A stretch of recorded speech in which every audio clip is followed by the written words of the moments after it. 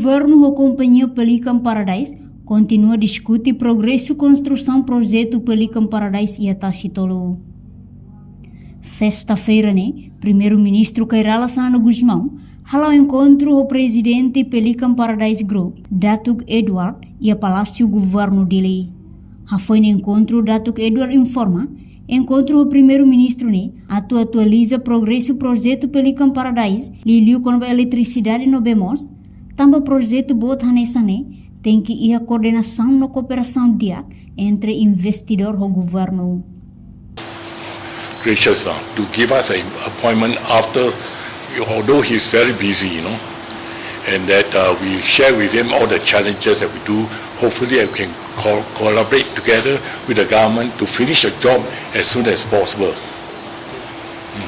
Okay, Ukin Loron, ami hasoru ko Sua Excelência Senior Primeiro Ministro atu ko update ko na ba prosesu project Pelican Paradise. Tambah project tu buat hanesan ni tinggi iha koordinasi dia, no kooperasi dia entre investidor ko governo, no Datuk Ukin Lorong, mai for update ida pa Primeiro Ministro no mos Datuk agradecer buat ba senior Sua Excelência Primeiro Ministro tambah mas Kenya ko infila mai ko si radio mai binia for tempo tu hasoru ko Datuk Ukin Lorong.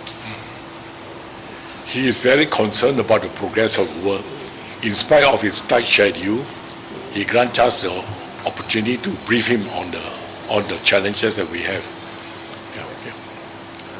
Sua Excelência, Senior Primeiro Ministro, mos atu hatene ya, kona ba proses tu project tu buat ni to nebe, Ukin Lorong, Datuk Sua Excelência Primeiro Ministro, asal malu para for update maman. We are now waiting for the water connection from the government and electricity. And they are aware of that and they are working in it. The government is working right now in India.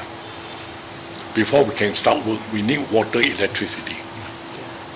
Okay, si pihak Pelican, aminya desainyo, detalyo, foto losona, agora ami se in Eletrisidade no demos kusi parte governo para construção buat ni boleh começar.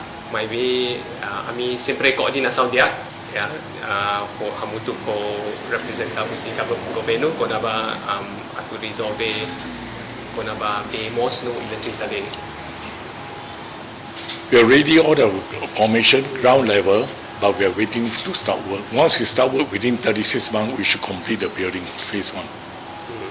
Okay, aminya iba ko dia earthworks ya atau atiru ni quase tu na depois vai kira iha conexão bemos no Eletrisidade ami se precisa fulan tulu resine ya 36 bulan atau project tu ni construído de mata. Got to ask the government.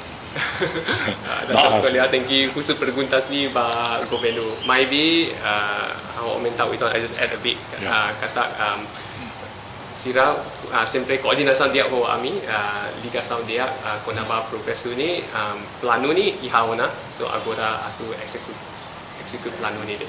On our part, we now started SUG, show unit gallery, and then when we buy water, 20 trucks a day, water that we are buying, just to start work on the site. And the electricity we are using generator, our own generator to do it. Usi aminya partemos agora ami construir iha popolate ni naran show unit ho galleria ni prosesu construction ni mos laudia no mos basic beli ho tuona maybe prosesu construction ni kompleks tambah ami uja genset no hola track bay ni lorong kuaze ruanulu ni barak los adu hola track bay ni. But to start the main contract, we need at least about 100 to 200 trucks of water if we were to buy, and that's very costly. Yeah. Maybe atu halo project tu buat iha track ni ami precisa be parece quase 200 track lorong idani susah los sekarit.